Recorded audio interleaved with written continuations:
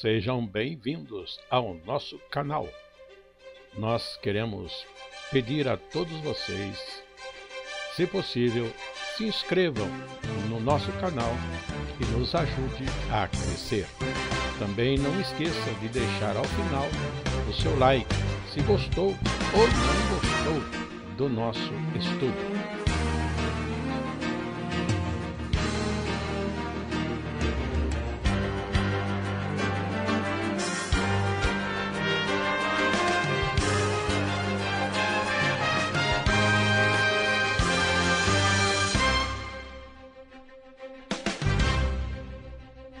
O estudo a seguir é de inteira responsabilidade de seus idealizadores e apresentadores.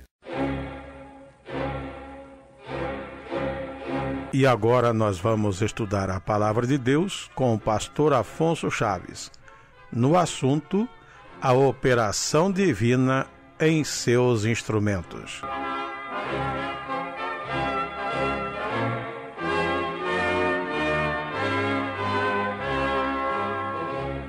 Com vocês, pastor Afonso Chaves.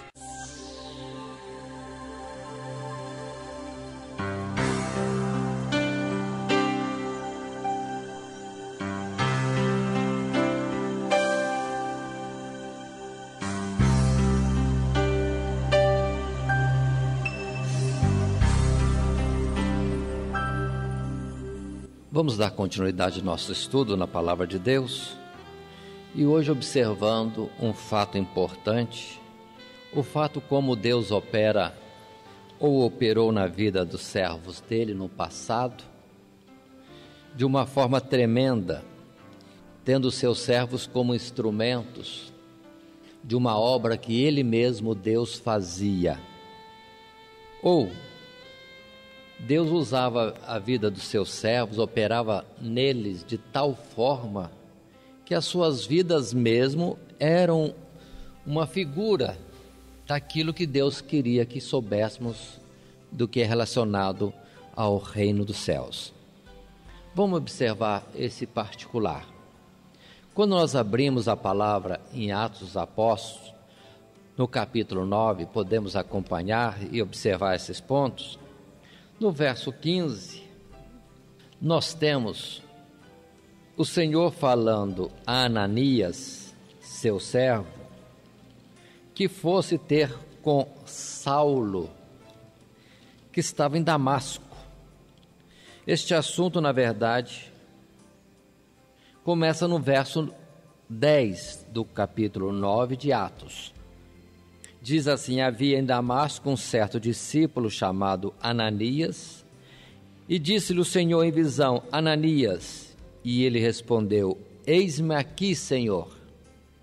E disse-lhe o Senhor: levanta-te e vai à rua chamada à direita, pergunta em casa de Judas por um homem de Tarso chamado Saulo, pois eis que ele está orando.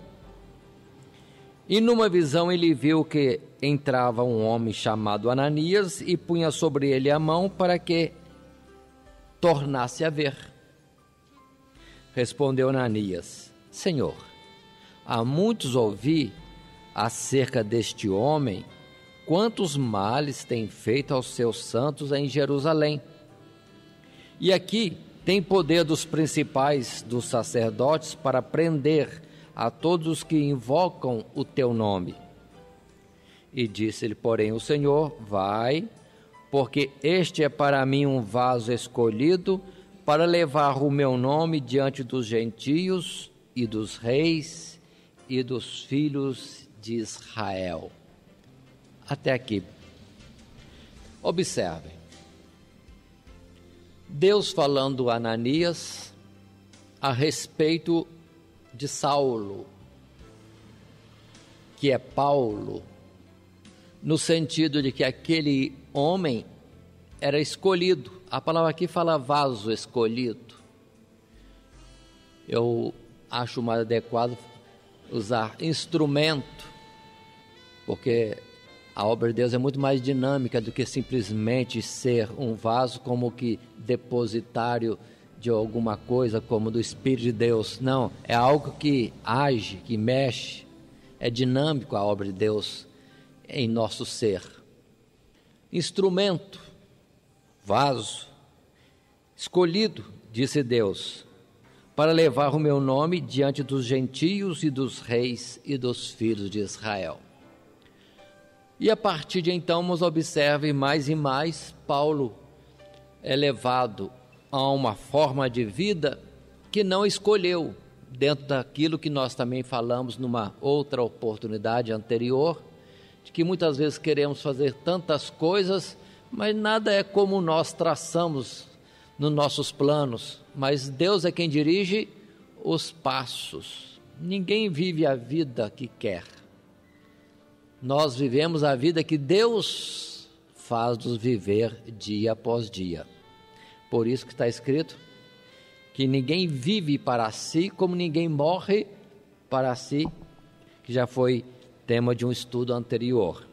E aqui temos Paulo com tantos planos e Deus muda totalmente, porque Deus já tinha escolhido Paulo como instrumento, porta-voz de levar o evangelho para uma grande quantidade de pessoas, numa grande extensão territorial, diante de reis, homens importantes, como também diante de pessoas que não eram religiosas, não eram tementes ou conhecedoras do Deus verdadeiro, como do próprio povo de Israel, que conhecia e que também tinha em suas mãos a palavra de Deus.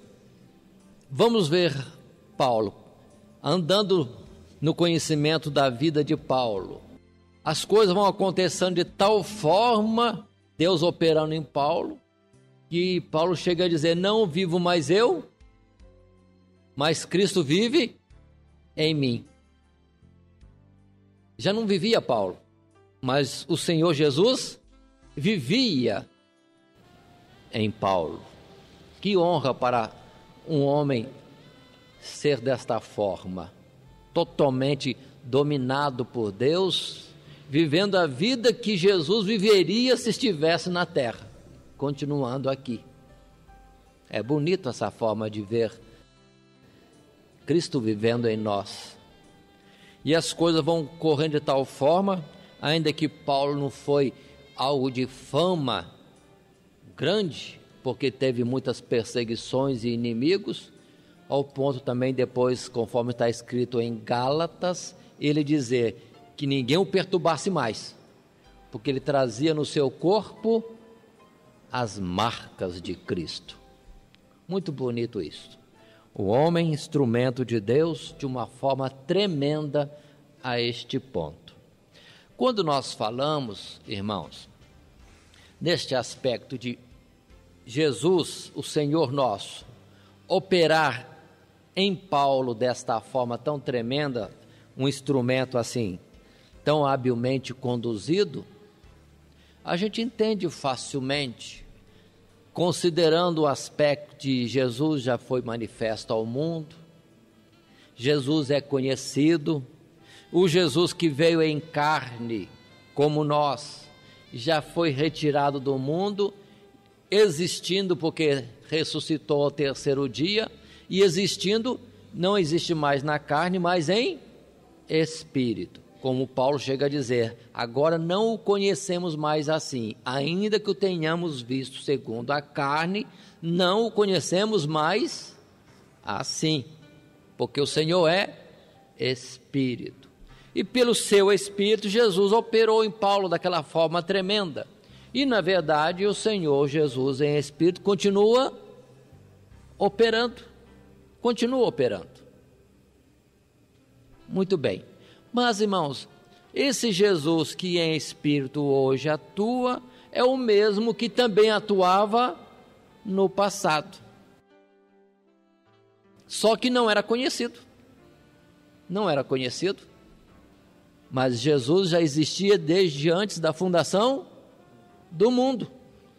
Mas foi manifesto naquele tempo, nascendo do ventre de Maria, em Belém da Judéia, etc. Mas Jesus já existia.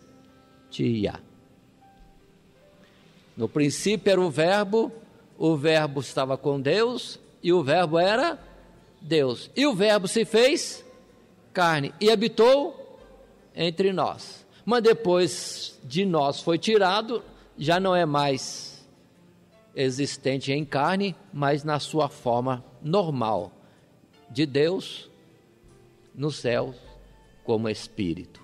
Por isso que Jesus, em João capítulo 17, orando ao Pai, diz: glorifica-me com aquela glória que eu tinha contigo antes que o mundo existisse. Onde está Jesus? No céu agora. Vivendo como? Na forma que ele vivia sempre. E sempre viveu no céu, tirando o período em que ele esteve na terra, vivendo como homem. Mas voltemos ao passado. O Jesus do passado, que existia e ninguém conhecia porque não tinha sido manifesto, ele já operava, ele já agia, não em carne, mas em espírito. É assim que Pedro revela. Vamos abrir agora em Pedro, a primeira carta, no primeiro capítulo. É um texto, para explicar e entender, inicia muito antes.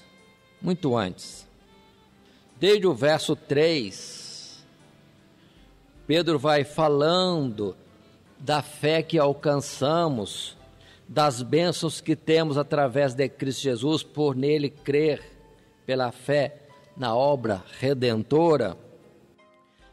Então ele diz assim no verso 3: bendito seja o Deus e Pai de nosso Senhor Jesus Cristo, que segundo a sua grande misericórdia nos gerou de novo para uma viva esperança pela ressurreição de Jesus Cristo dentre os mortos, para uma herança incorruptível, incontaminável e que não se pode murchar, guardada nos céus para vós, que mediante a fé estáis guardados na virtude de Deus, para a salvação já prestes para se revelar no último tempo, em que vós grandemente vos alegrais, ainda que agora importa, é necessário, que estejais por um pouco contristados com várias tentações, para que a prova da vossa fé, muito mais preciosa do que o ouro que perece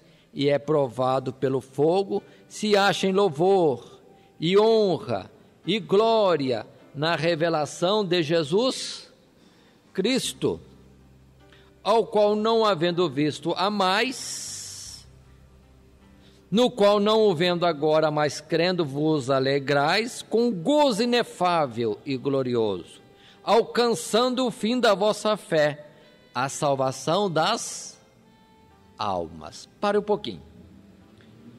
Quero considerar um ponto antes de nós avançarmos. Como abrindo um parênteses. Acabamos de falar que agora entendemos quando falamos de Jesus operando, se revelando, atuando pelo seu Espírito, ou na forma de Espírito, como Espírito que é, não mais em carne. Mas observe que quem conheceu a Jesus face a face, conversou com ele, caminhou com ele, foram os discípulos dele naquele tempo. E João chega a dizer que as mãos dele tocaram na palavra da vida. Tá bom. É interessante que aquela geração viu Jesus, não todos, mas muitos. E hoje nós cremos num Jesus que também não vemos. Observe isso. Verso 8 diz: ao qual não havendo visto, há mais, no qual não o vendo agora, mas crendo vos alegrais. Então em nós opera-se este fato, de que nós na verdade não vemos Jesus, mas cremos. Cremos. Mas também desta forma, vamos entender, no passado, muitos tiveram a atuação em suas vidas, ouviram a atuação do Espírito do Senhor Jesus, sem, entretanto, o ter visto, porque também não o conhecia, porque ele ainda não tinha sido manifesto. Nós agora não o vemos, mas sabemos de toda a sua história revelada dos evangelhos. No passado, o Senhor operava, mas eles não o conheciam e não o viam, ficavam somente nas informações dos profetas. Continuando, então diz assim: não o vendo, mas nele crendo, verso 9, alcançamos o fim da nossa fé, a salvação das nossas almas. Agora atenção no verso 10. Da qual salvação inquiriram ou perguntaram e trataram diligentemente os profetas que profetizaram da graça que vos foi dada. Como é que algo se sabia ou se esperava de Cristo Jesus não sendo conhecido? Porque era falado pelos profetas que viria um chamado Messias, o libertador, o redentor de Israel, o desejado das nações, o justo e tantas outras expressões que nós temos nas Sagradas Escrituras que os profetas falavam. Observe, hoje sabemos de Jesus porque sabemos sua história, porque viveu como nós vivemos um tempo em carne. Mas antes de Jesus se manifestar, como andavam os que queriam seguir a Deus? Crendo numa palavra que os profetas traziam, anunciando aquele que viria ainda. Observe agora, repito o verso 10, da qual salvação inquiriram e trataram diligentemente os profetas, que profetizaram da graça que vos foi dada. Os profetas profetizaram a coisa que nós estamos desfrutando, a revelação plena de Cristo Jesus, cumprindo aquela palavra que temos em Isaías, e palavra essa que falava de João Batista, dizendo que ele viria e anunciaria o Salvador, não só em Isaías, mas também em Malaquias fala disso. Ele seria como a voz que clama no deserto. E que clamaria esta voz? Que toda a carne veria a salvação de Deus. Toda a carne veria o Senhor. Observe bem isto. Mas não tinha sido manifesto. Mas Isaías já anunciava que João Batista publicaria isto. Continuando, verso 11. Indagando, aqueles profetas falavam, mas indagavam, perguntavam, questionavam. Que tempo? Ou que ocasião de tempo? O Espírito de Cristo que estava neles indicava anteriormente, testificando os sofrimentos que a Cristo haviam de vir e a glória que se lhes havia de seguir. Os profetas eram inspirados, falavam de Cristo Jesus, por qual Espírito? O próprio Espírito de Cristo Jesus. Ou vamos tirar essa palavra Espírito? É o próprio Jesus já existente, que falava pelos próprios profetas, do que aconteceria com ele. Jesus já existia, Jesus já operava, já falava, anunciava a respeito da obra redentora que ele faria. Observe esse particular, que bonito.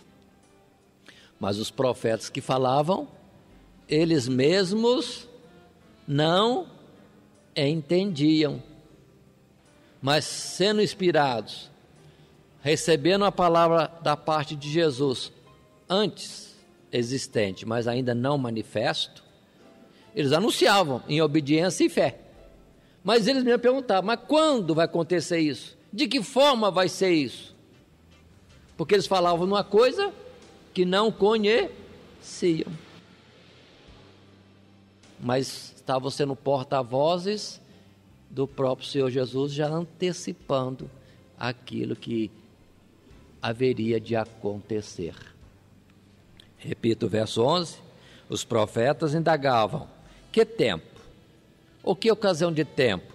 O Espírito de Cristo, o próprio Senhor Jesus, que estava neles, indicava anteriormente, testificando os sofrimentos que a Cristo haviam de vir e a glória que se lhes havia de seguir. Jesus já operava, irmãos, há muito tempo. Jesus está operando sempre. Aí que está um mistério que precisamos entender melhor, que a gente separa muito Deus de Jesus, não é assim? A gente faz muita separação, mas Ele mesmo não faz separação. Nós é que fazemos, pela nossa fraqueza de entendimento. Mas Ele em todo tempo diz, eu e o Pai somos um. É impossível separar Jesus do Pai. É impossível. Nós é que, para entendermos, para relacionarmos, para nos referirmos a Ele, precisamos muitas vezes ficar como que fazendo diferentemente. Mas Ele já está atuando desde o princípio. Ele sempre. Daqui a pouco nós vamos para uma outra palavra que está em Isaías. Mas voltemos a este texto. Jesus estava no tempo em que Adão era criado e colocado no jardim do Éden? Jesus era presente? Sim. Jesus estava ali no tempo em que Abel e Caim existiam e tentavam oferecer a Deus um sacrifício? Sim. Jesus estava ali no tempo em que a humanidade se desviou da verdade e se corrompeu pelo que veio o dilúvio depois? Sim. Jesus estava presente. Era conhecido? Não. Não era conhecido. Desde quando Jesus está operando? Ah, meu Deus. Desde quando? Mas vamos entender que a palavra em Efésios, em Colossenses, nos coloca de uma forma bem clara que fomos criados por Ele, por Jesus. O que mais? Para Ele. Por Ele fomos criados. E fomos criados para Ele. Como também subsistimos, ou existimos, somos sustentados por Ele. Ou outra palavra, em vez de dizer por Ele, nele, fica melhor. Para combinar com a palavra que o apóstolo Paulo diz, que nele existimos, porque somos suas criaturas. Está bom. Os profetas, a gente fala muito, falaram, inspirados pelo Espírito Santo. Aqui nós temos um ponto importante. Os profetas falaram, inspirados por Jesus. Só que o nome não era Jesus. Não se conhecia como tal. Está bom. Jesus está operando, irmãos, sempre. Sempre, sempre, sempre.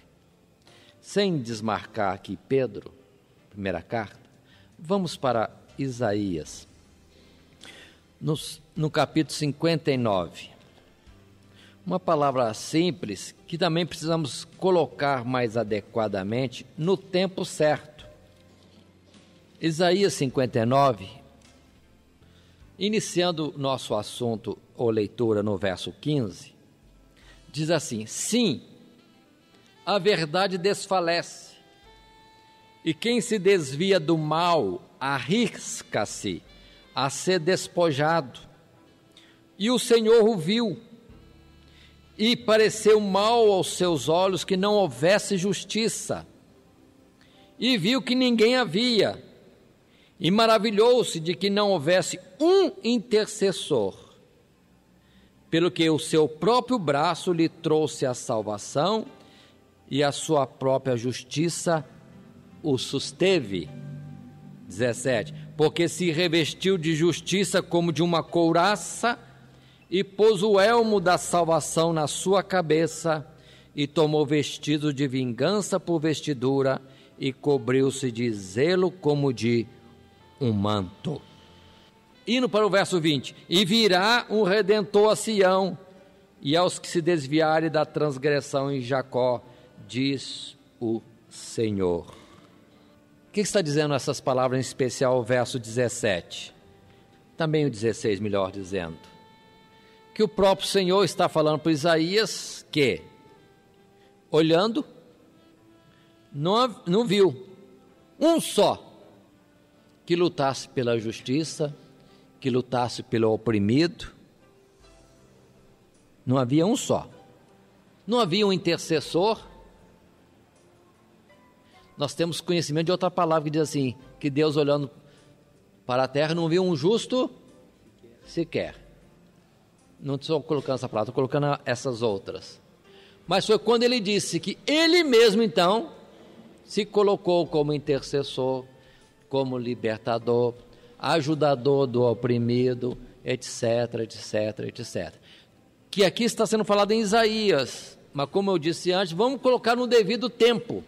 E isso antes da fundação do mundo. Só que Isaías falou de uma realidade que já existia a partir daquele tempo, que ele revelou, falou, mas Jesus já se dava em preço de redenção das nossas almas, se dava para a redenção na cruz do Calvário, para a morte redentora, antes da fundação do mundo. Muito antes.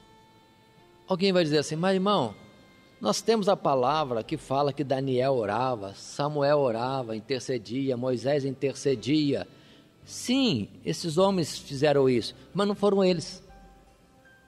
Na verdade, eles foram também, dentro do nosso tema, instrumentos usados pelo próprio Senhor, para que no tempo devido estivesse sendo manifestado a obra do próprio Senhor Jesus como sumo sacerdote, inspirando-os, operando em Moisés, Samuel, Daniel e tantos outros, na parte de intercessão, de anunciador da palavra e tantas outras coisas. Voltemos mais um pouquinho a Pedro. Tem muita gente que não entende bem a palavra de Pedro, capítulo 3. Lendo um pouco antes, no verso 15, primeira carta de Pedro, capítulo 3. Pelo que muitos, quando diz a palavra que o Senhor desceu ao inferno, eles fazem imagem de Jesus morrer e ir ao inferno, e ao Hades, Sheol e tantos outros nomes, para falar da mensagem salvadora aos que tinham morrido antes dele se manifestar. Isso não acontece. Jesus não estaria falando aos que morreram antes dele vir? Não. Por quê? Porque ele antes já falava. Ele já era presente, já existia, já falava aos profetas, pelo que quando aquele homem rico disse ao Senhor, Senhor, faz Lázaro voltar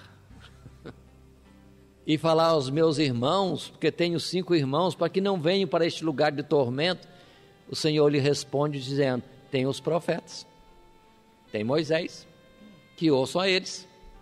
Porque esses profetas e o próprio Moisés, quando falaram também, falaram inspirados pelo Espírito de Cristo, pelo próprio Senhor Jesus, que já operava. Assim, lendo o capítulo 3 de Pedro, vamos entender essa passagem quando diz a partir do verso 15. Antes, Pedro diz, numa orientação, num conselho para nós. Antes, santificai a Cristo como Senhor em vossos corações, e estais sempre preparados para responder com mansidão e temor a qualquer que vos pedir a razão da esperança que há em vós, tendo uma boa consciência para que, naquilo que falam mal de vós, como de malfeitores, fiquem confundidos os que blasfemem do vosso bom porte em Cristo. 17. Porque melhor que padeçais fazendo bem, se a vontade de Deus assim o quer, do que fazendo mal. Outra vez, paremos um pouco no intervalo. A palavra está ensinando, Pedro está exortando, a nós termos um bom comportamento. Se acontecer de ter um bom comportamento e viermos a padecer, Paciência. É melhor padecer fazendo o que é certo e sendo injustiçado do que fazendo o mal e recebendo a consequência disso, o castigo disso. Então, melhor é que padeçamos, mas sempre fazendo o bem. Verso 18. Porque também Cristo padeceu uma vez pelos pecados, o justo pelos injustos, para levar-nos a Deus. Para quê? Porque foi assim que Jesus viveu. Fazendo só o bem e sendo rejeitado pela geração do seu tempo. Como, na verdade, ainda hoje ele faz o bem, não de forma visível para os olhos de carne, e também é rejeitado. E padece, lamenta, sofre pela rejeição daqueles que ele quer salvar. Tá bom, leio de novo o verso 18. Porque também Cristo padeceu uma vez pelos pecados, o justo pelos injustos, para levar-nos a Deus. Até aqui é fácil de entender, normal. Agora observe esse ponto. Mortificado, na verdade, na carne, mas vivificado pelo Espírito. Ou seja, na carne Jesus era sofredor. Não tinha parecer, homem de dores e acostumado ao trabalho. Podemos ver em Jesus sempre um semblante mais sério, talvez triste, carregado, não de mau humor, não é isso, é de sofrimento, angústia, tanta injustiça, tanta falta de fé, incredulidade, como ele chegou a dizer, até quando vos sofrerei? Ele, Deus, falando com a criatura e a criatura respondendo mal a ele, provocando, tentando, armando laços. Jesus não devia estar sorridente. Na sua forma normal era homem de dores mesmo. Assim penso, entendo, pela sua forma de ser, justiça e pureza, e viver no meio daquela geração. Mas tá bom. Então, na verdade, na carne ele estava mortificado, abatido, mas em espírito ele estava como? Vivificado, sempre em Deus, ligado em Deus, firme com Deus, unido com Deus, contato constante, ininterrupto. Então, em espírito, cheio de poder, operando, salvando, libertando, mas na carne, quem olhava para ele não tinha nada que manifestasse que ele era o próprio Deus. Deus que se fez carne habitou, habitava, vivia entre aqueles que o viram.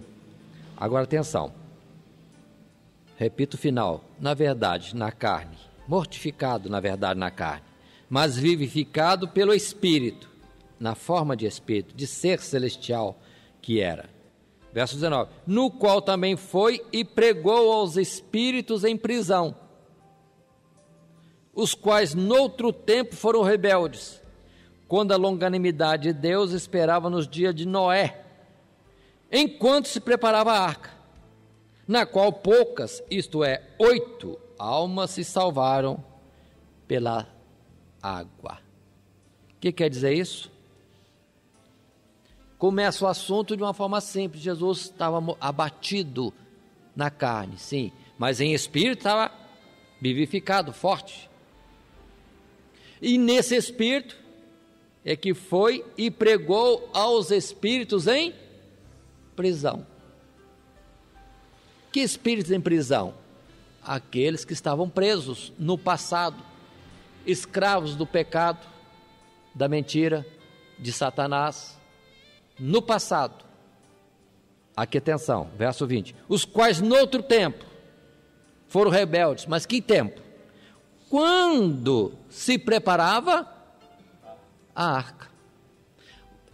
Deus está querendo dizer o seguinte, naquele tempo em que Noé existia, e que Deus tinha dito, que não contenderia para sempre com o homem, mas os seus anos seriam 120 anos, e que Deus falou a Noé, faz a arca porque vou destruir toda a geração que fiz, porque se corrompeu e desviou a sua forma de vida.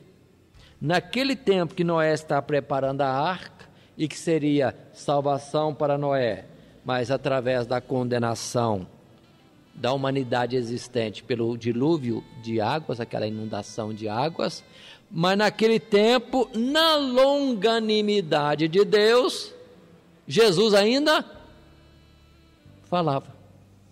Jesus ainda falava. Falava para Noé.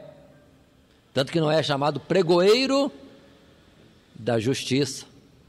Usando a palavra que temos em Jó, de que Deus sonda o homem, fala com o homem quando adormece ou quando o lança no leito de enfermidade. Então, aquela multidão, o mundo de então, era visitado pelo Espírito do Senhor. Espíritos em prisão. O Espírito da verdade, da justiça e da liberdade, Cristo Jesus, falava com eles que estavam presos, espíritos presos no pecado, na injustiça, na corrupção, etc. Falava com eles naquele tempo, enquanto se preparava a arca. Observe bem isso. Jesus morreu, não foi para o inferno falar com a geração passada, não. Porque ele já tinha falado antes. Como hoje fala também, enquanto se prepara a destruição do mundo, como Pedro diz, que o mundo vai passar consumido pelo fogo.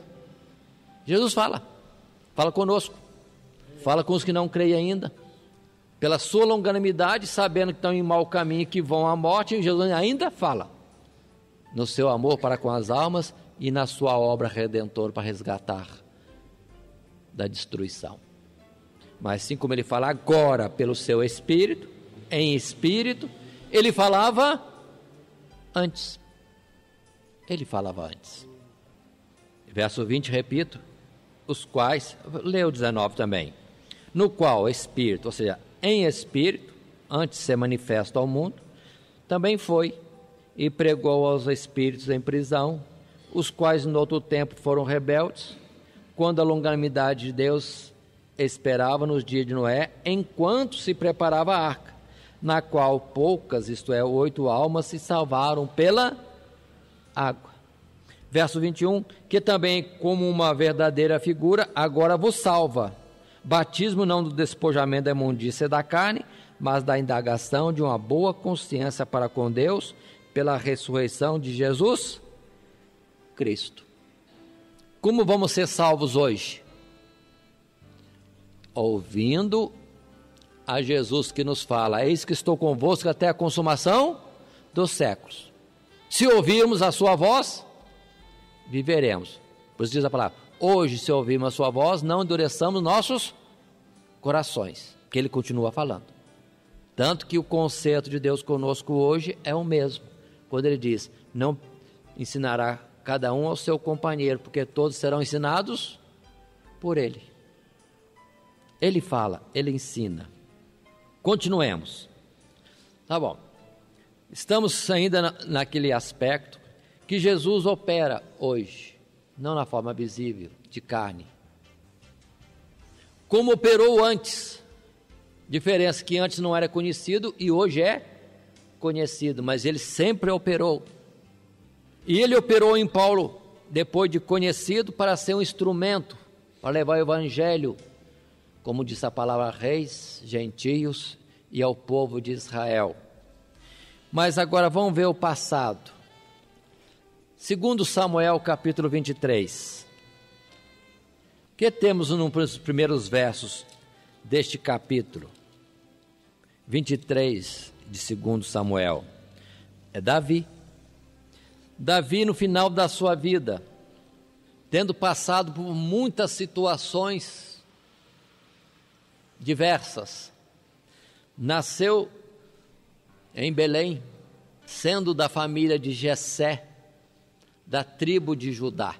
Foi pastor de ovelhas, tocava harpa, cuidava das ovelhas, até que um dia foi chamado para ser ungido rei de Israel. E diz a palavra que o Espírito do Senhor se apoderou de Davi. Guarda essa palavra. O Espírito do Senhor se apoderou de Davi. E vemos Davi voltando para o campo, para apacentar ovelhas. E cuidando das ovelhas, livrava as ovelhas, até mesmo lutando contra urso e contra leão. De onde vinha essa força, essa coragem? Era dele? Não. O mesmo Espírito que operou poderosamente em Sansão, também operava em Davi. Está bom. E vemos Davi depois lutando contra Golias, Davi tocando harpa para Saul e afugentando o espírito maligno. Vemos Davi depois sendo o rei. Vemos Davi compondo salmos. Vemos Davi dando os tropeção feios. Vemos Davi, enfim, mandando ungir Salomão como o rei de Israel, encerrando a sua carreira. Mas quando ele encerra a sua carreira, ele diz essas palavras do capítulo 23, verso 1. Estas são as últimas palavras de Davi, diz Davi, filho de Jessé, e diz o homem que foi levantado em altura, o ungido de Deus de Jacó e o suave em salmos de Israel. O Espírito do Senhor falou por mim e a sua palavra esteve em minha boca. Disse o Deus de Israel, a rocha de Israel a mim falou. A mim me falou. Haverá um justo que domine sobre os homens, que domine no temor de Deus. E vai continuando. E será como a luz da manhã, quando sai o sol da manhã, sem nuvens, quando pelo seu resplendor, pela chuva, a erva brota da terra.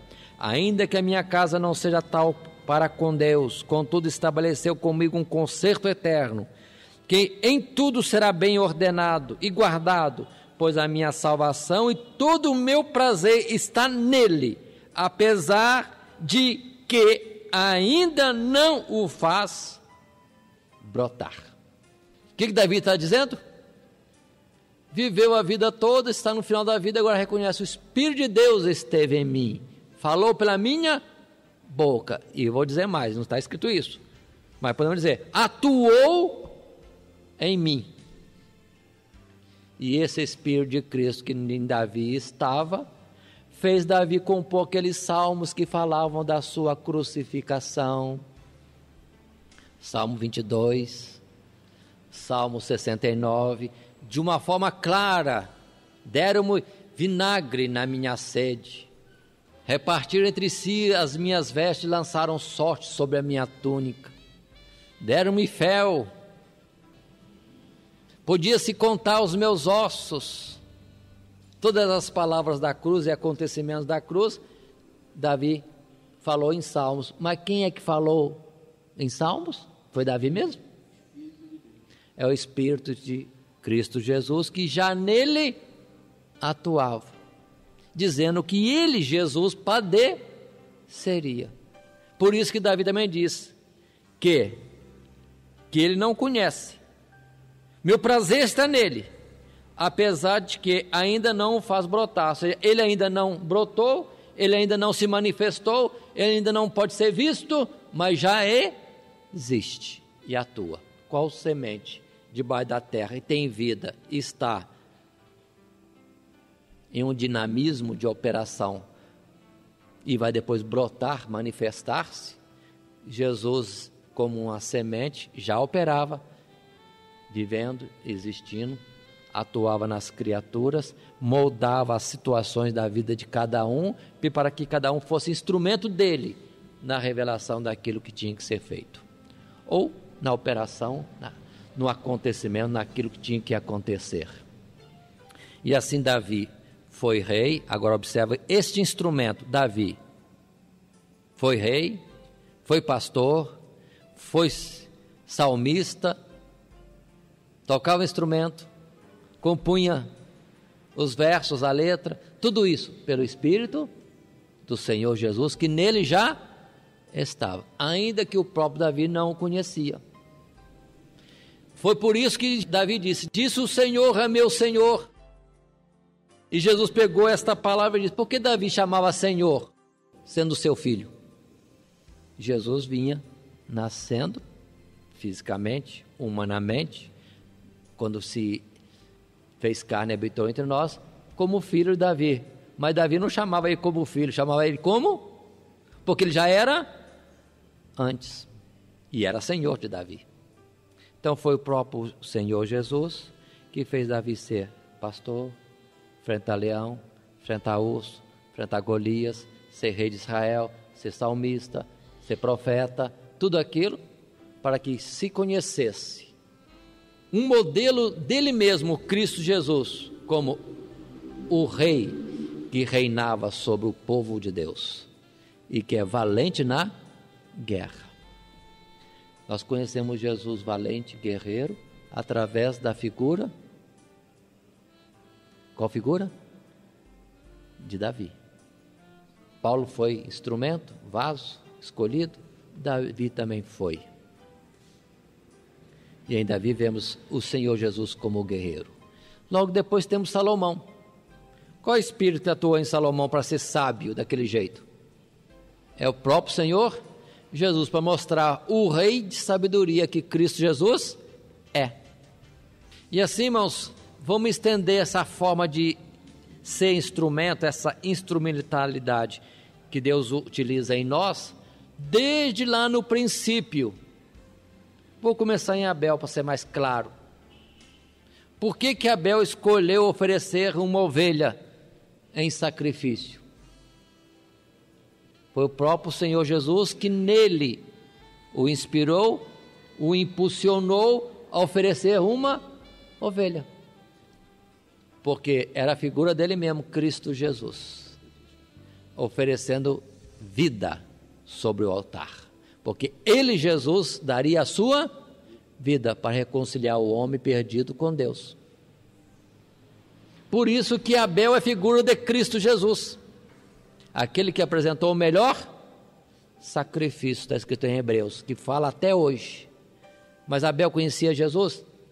Não conhecia, mas era instrumento utilizado, realizando alguma coisa que Jesus queria, revelar ao mundo um sacrifício melhor, que agrada a Deus, vida. E para nós está aí a lição. Deus não quer nosso dinheiro, Deus não quer isso nosso, não quer aquilo nosso, Deus quer a nossa vida, quer atuar por nós, para sermos como Paulo foi, um instrumento escolhido, vivendo ele, Jesus, em Paulo ou em nós. Esse instrumento que Deus quer, o nosso ser, o nosso corpo, para ele operar através de nós, alguma coisa que ele quer. No passado, irmãos, a atuação de Jesus na forma de espírito, não carne, porque isso viria manifestado depois, como também agora não é mais em carne, mas volta a ser o que era o Senhor em espírito. Quando ele atuava no passado, ele usava muitas vidas para dar uma ideia e um modelo, um tipo, uma figura do que ele, Jesus, seria. Como já disse, em Davi, rei valente e guerreiro, e em Salomão, rei sábio e rico.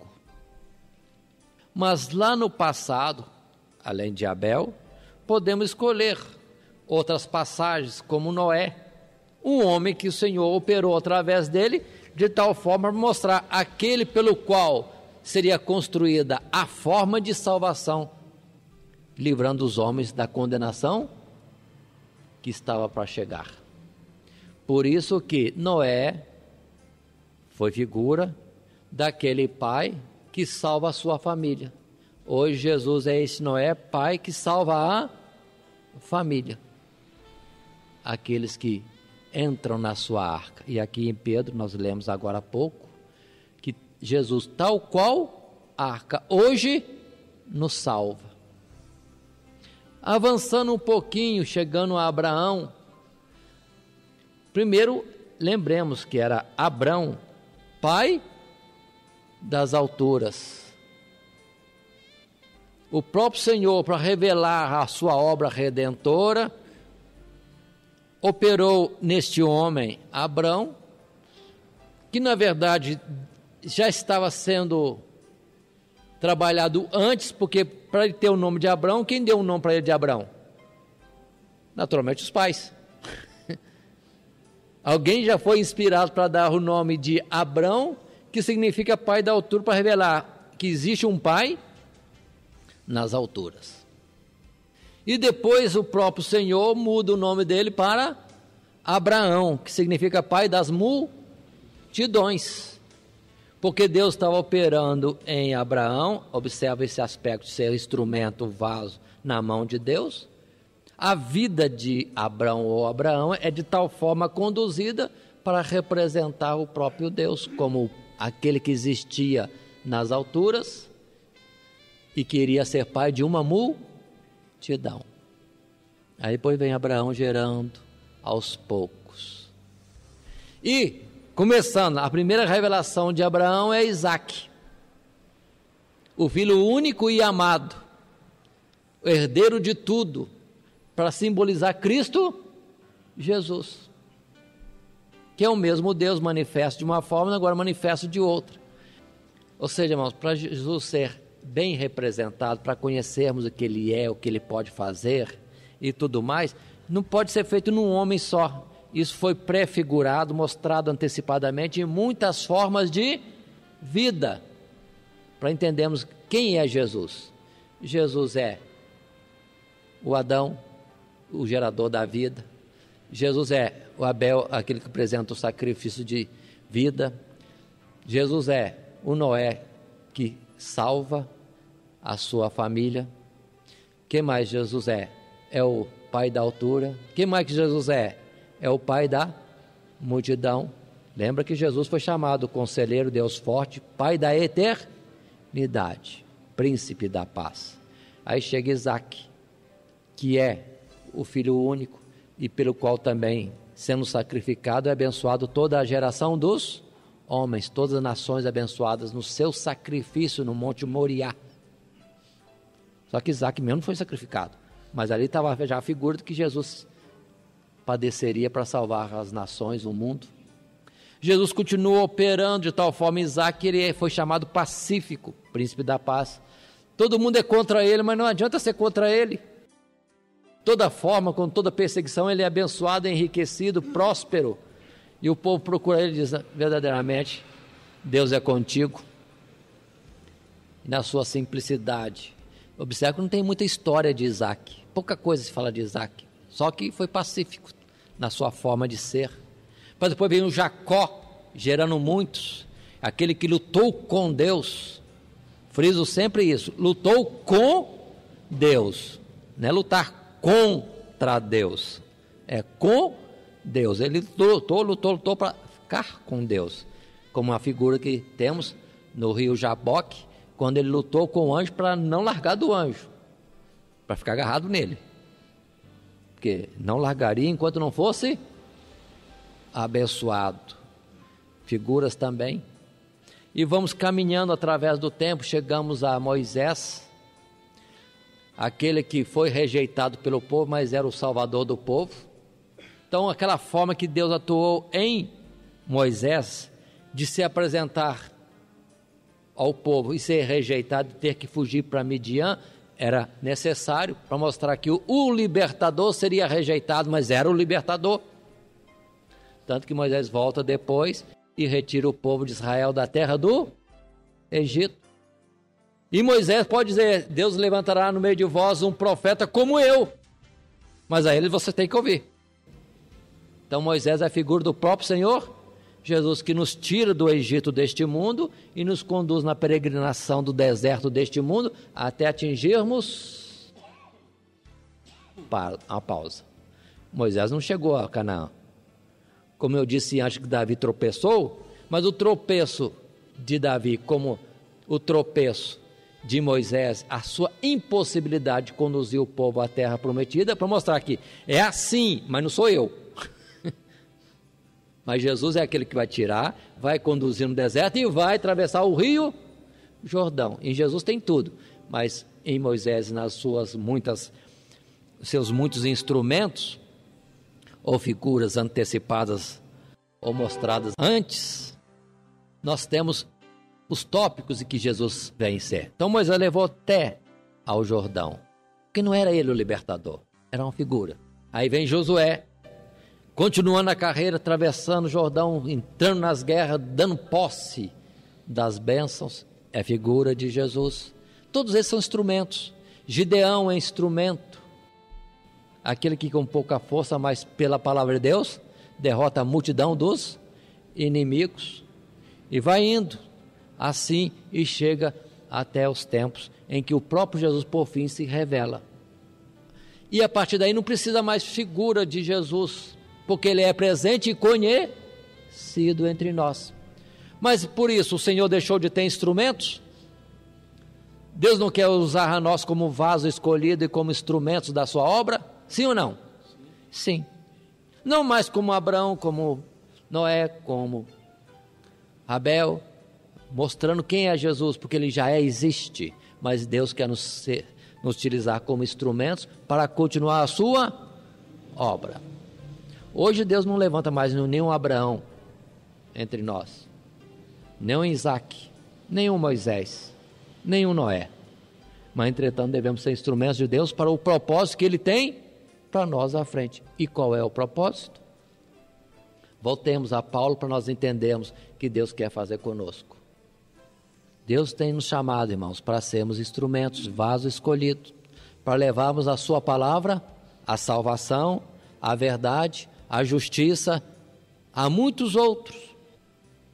Ele quer utilizar-se de nós, e nós devemos ceder a nossa vida, cada vez mais, para se cumprir aquilo que aconteceu em Davi, que foi poderosamente tomado, possuído pelo Senhor. E depois Paulo, que foi de tal forma que depois podia dizer, não vivo mais eu, mas Cristo vive em mim. E o próprio Paulo convida-nos, escrevendo em uma das cartas, ele diz, para nós sermos a continuação de Cristo Jesus, na sua obra pela salvação das almas, pela igreja. É isso que o Senhor quer. O Senhor não vai fazer novas figuras para se revelar, porque já é conhecido, já foi manifesto, mas entretanto Ele quer que nós sejamos a luz, o sal deste mundo, de tal forma que por nós muitos venham ao encontro de Jesus, que já está revelado, de sorte que como instrumentos que Deus quer usar, vaso escolhido que Deus quer utilizar, nós devemos ser como aquele vaso que transporta o bom perfume. Qual perfume? Qual perfume? Está em 2 Coríntios, se não me engano, capítulo 2. O bom cheiro de Cristo. Sempre tem essa questão. Bom cheiro de Cristo nos que se salvam e o bom cheiro de Cristo nos que se perdem. Porque os que são salvos porque aceitaram Cristo Jesus. Isso lhes é imputado como justiça. E é bom cheiro de Cristo nos que se perdem, porque mostra que foram perdidos, não tiveram a salvação, porque rejeitaram Cristo, que entretanto foi a eles como um bom cheiro, em misericórdia, em longanimidade, para salvar suas almas, mas eles não quiseram. Portanto, irmãos, que Deus nos abençoe e que na nossa vida possa acontecer a mesma coisa que aconteceu em Paulo, dele falar aquilo, que ninguém me perturbe porque trago em meu corpo as marcas de Cristo. Ou então que nós, no final da carreira, possamos compreender e ter vivido a realidade que Davi disse, o Espírito do Senhor esteve em mim e falou pela minha boca, ou mais ainda, atuou pelo meu ser, vivendo Ele e não mais eu. Que Deus nos abençoe em Cristo Jesus. Amém. E vamos interromper aqui. Na próxima oportunidade estaremos continuando a partir deste ponto que nós temos chegado. Que Deus abençoe os irmãos.